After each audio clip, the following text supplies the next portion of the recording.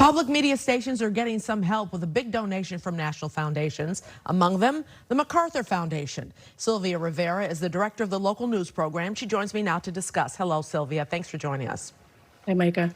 The Trump administration pulled, what, $1 billion in funding for public broadcasting? Give us an idea of how this affects people here in Illinois particularly. Sure. Well, the federal government just rescinded $1.1 billion in funding for CPB, and this affects more than 1,500 locally owned public radio and TV stations across America. There's about 115 stations serving 43 million people, which are losing over 30% of their budgets. So without emergency funding, these stations are going to face drastic service cuts or complete closure after 2025 or October 2025. And this mostly impacts rural, indigenous, and underserved communities in very vulnerable areas across the country. Now, of course, this impacts Chicago in many ways, but we're very well positioned in a community that represents or that supports public media. And so while there'll be some drastic cuts and ways that public media will be impacted, we're hoping to rally the community here to make sure that they're not impacted to a full extent. You're calling yourselves the Public Media Bridge Fund, and you're donating $26.5 million. You, MacArthur Foundation, as well as many others, are pulling that together. But is that enough to supplement the funding from the feds? Philanthropy will not be enough. Let me just start by saying that there are 6 major foundations that are committing nearly $37 million in emergency funding for public media stations. This includes MacArthur, Ford, Knight, Pivotal, Robert Wood Johnson, and the Schmidt Family Foundation. And this is just immediate relief responding to devastating federal cuts because of the Corporation for Public Broadcasting.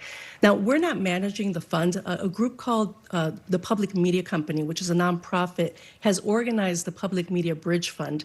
And so this group of foundations is committing $26.5 million to this fund to help with the stabilization. So priority is going to go to communities where public media is the sole source of local information.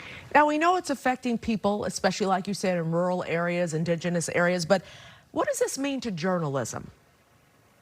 Well, it means a whole lot. I mean, public media is local news. Public media is really the source for reliable, trusted local news and information, educational programming, and stories that reflect people's lives.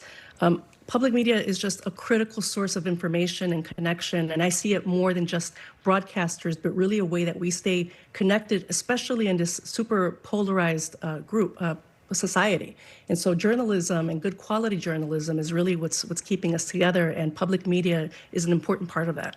Do you fear that it could go into the public domain?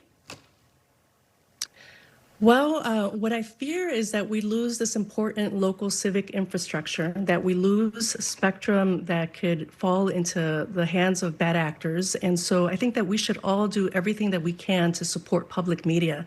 And so for all of you who have been impacted by public media, whether it's watching Mr. Rogers, right, whether it's listening to NPR or your local hosts on WTTW or WBEZ, we should all really make an effort today to really support and stand up for these reliable news sources that we believe in. And quickly, is it affecting the employees as far as, money and things like that and their salaries? Yeah, many at-risk stations have already eliminated entire teams. Critical programming has been canceled across the country in anticipation of the revenue losses. And this is only the beginning. In October is really when we'll start seeing some of the closures and some of the trickle-down effects of this huge loss. Sylvia, thank you so much. Appreciate it.